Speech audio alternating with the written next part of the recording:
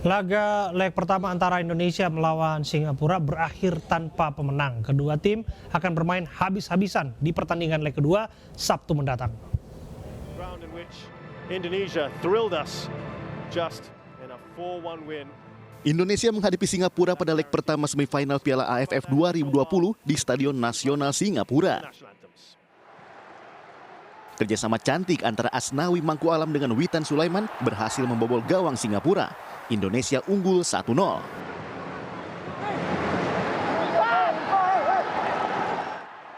Pada menit ke-36, Witan berpeluang mencetak gol kedua sekaligus menggandakan keunggulan Indonesia. Akan tetapi sepakannya masih melebar. Unggulan 1 gol Indonesia bertahan hingga jeda. Di babak kedua, Singapura berhasil menyamakan skor. Melalui skema serangan balik, Ihsan Fandi dengan cerdik meneruskan umpan dari Faris Ramli.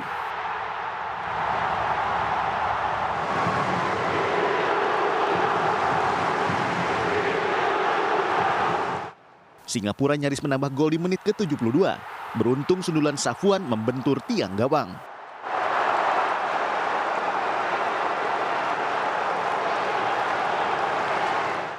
Pada menit ke-83, Indonesia mengancam lewat tembakan jarak jauh Hani Sagara. Sayang, bola masih tepat mengarah ke kiper Hasan Suni. Hingga laga usai, skor 1-1 tetap bertahan. Kedua tim akan kembali bertemu pada leg kedua yang akan digelar pada hari Sabtu mendatang.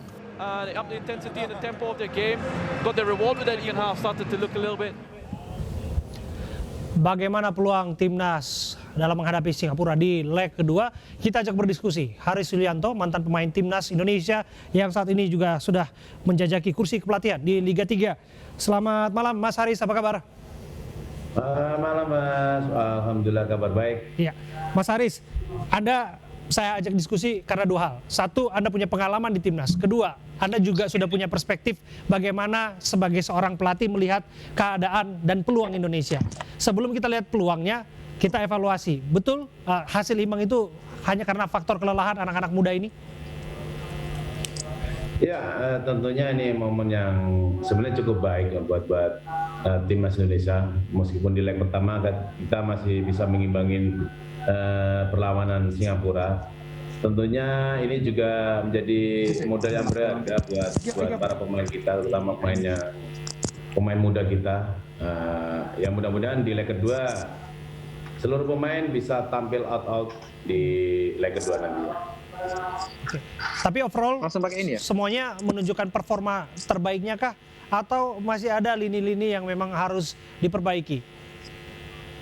Secara keseluruhan sih cukup baik ya. Secara permainan, dari progres dari awal penyisian sampai semifinal leg pertama, tentunya ada sisi yang harus diperbaiki, terutama di lini tengah sampai ke lini belakang, terutama pada saat gol Singapura. Kita kehilangan bola di tengah dan selanjutnya koordinasi lini belakang tidak baik. Tentunya ini jadi pelajaran, jadi poin yang penting nanti di pertandingan leg kedua. Harus diperbaiki. Oke, kita juga berikan suntikan motivasi. Bagaimana kira-kira metode ataupun saran bisa dikatakan demikian ya, karena Anda sering bermain mewakili timnas, Anda menjadi bagian di timnas, menjadi libero di lini belakang kita waktu itu ya. Dengan jarak istirahat yang cukup pendek ini Mas Haris, cuman 2 atau 3 hari lah hitungannya ya. Apa yang harus dilakukan oleh para pemain kita agar mereka bisa menunjukkan performa terbaiknya?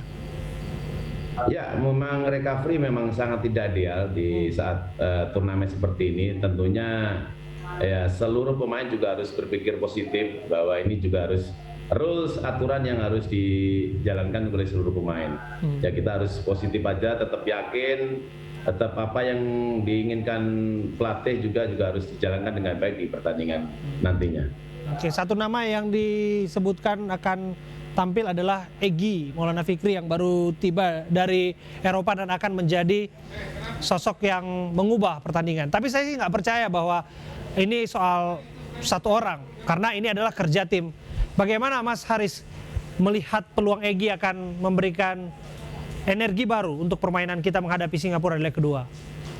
Ya betul, Egy merupakan pemain yang penting di timnas ini, merupakan pemain yang saya pikir pemain yang pembeda ya di timnas saat ini. Tentunya saya juga sangat setuju dengan pernyataan Sintayong bahwa di timnas Indonesia saat ini tidak ada pemain yang merasa menonjol ataupun bintang. Semua tim jadi satu, semua harus kompak. Tentunya ini jadi poinnya Braga. Ini kan namanya permainan sepak bola, juga harus satu tim harus lebih kuat dalam bertahan maupun menyerang itu. Oke. Faktor dukungan atau pemain ke-12 ini juga menjadi sangat penting. Kalau ini main di Indonesia, saya hakul yakin bahwa gemuruh dukungan itu akan melampaui Stadion GBK lah, bisa dikatakan seluruh penjuru bisa berteriak. Tapi ini kan tanding di Singapura, ini di tuan rumah, ini mereka sebagai tuan rumah. Kira-kira bagaimana suntikan yang semangat harus kita berikan lah kepada timnas kita untuk bisa menang, setidaknya masuk final? Ya, saya pikir ini ya mungkin diuntungkan, nggak tidak diuntungkan buat timnas kita, meskipun kita bermain di leg kedua juga di Singapura. Ya, saya pikir seluruh pemain harus punya tanggung jawab. Ya, meskipun dimain di Singapura, seluruh pemain harus punya motivasi tersendiri. Anggap aja Singapura, Stadion Nasional Singapura seperti kandang kita sendiri.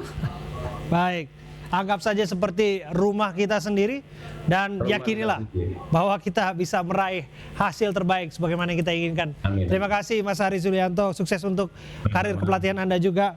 Dan kita berharap juga sukses untuk adik-adik kita ini yang sedang berjuang di Piala AFF 2020.